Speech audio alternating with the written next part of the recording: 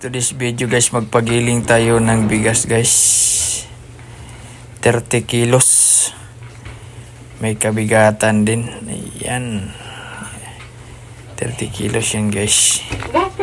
Lagay muna natin dyan. Tapos ibuhos natin dito. Nabalatan na yan ng unang guys. Unang balat. Yung pangalawa na lang balat natitira. Kasi ganyan ang sa Japan ini-stack nila. Tatanggalan yung unang balat. Tapos pag gusto mo ng gamitin, ipapagiling mo uli yung para puti, para maging siya, para siyang brown rice, no? Tapos nabuhos natin dyan. Tapos maglagay tayo ng pera. Yan. Okonami no shirosa no botan o oshite kudasai.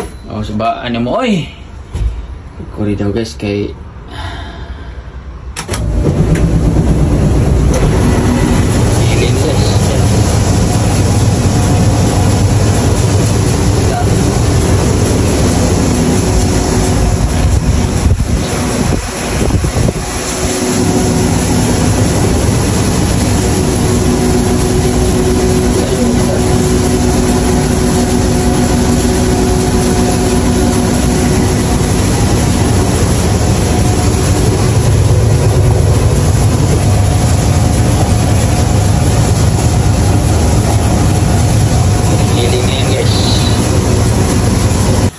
dito lalabas yung nagiling na guys. Ayan, ready for yan. Pwede mo na isaing yan. Puting-puti na yan.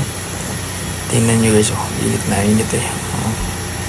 Yan yung binding machine na gilingan ng palay dito sa Japan. Ayan, puting-puti na. Dito yun. Yung nilagayan mo ganyan na, yun din gagamitin mo sa kabila. Tapos may stock yan dyan. Ang isa, ang 10 kilos, 100 yen. 30 kilos yan, 300 yen times, magkano ba ngayon palitan? Nasa 120 pesos yung pagiling lang. Yan. Tapos pag lumarami-rami na, apakan mo lang magbukas na yan dyan. Tingnan, apakan natin. Laglag na doon sa lagayan mo. Mahaba-haba pa to guys. Mga lang to, mga ilang minuto lang ba, 10 minutes yata, bilis lang. Yan tingnan mo boss. Ayan kinain na lahat ito na sa likod yan. Tapos hintayin mo na lang matapos. Pag hinihintay mo, video ka muna. Tingnan mo, ito yung litsura niya guys. Super clean daw. Yan. Parang binding machine. Sa mga hindi alam yun, makikita mo yun sa mga malapit sa nagtitinda ng palay. Minsan sa mga malapit sa sa home center. Ayan, tapos na dito guys. Diyan na lang, hihintay na lang ilabas lahat yung ilabas lahat yung palay, yung bigas. Yan yung niya. Paano mo maintindihan naman yan? Yan yung instruction manual. Nagkakasulat. So yan. Siguro pag tingnan mo sa YouTube, may siguro instruction sa YouTube pag di mo alam.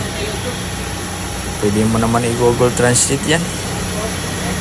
Pero madali lang naman yan. Yung pinakaunang button ay naman yung pag ganyan ang itsura. Guys, patapos na guys. Malapit na tayong matapos. Tapos na guys. Tapos na, nakapagagiling na tayo guys. Tingnan mo. Ito yung nila guys.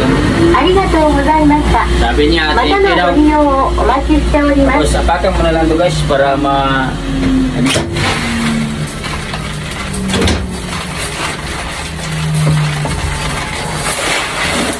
Maltik na ayaw lumaglag sobrang init.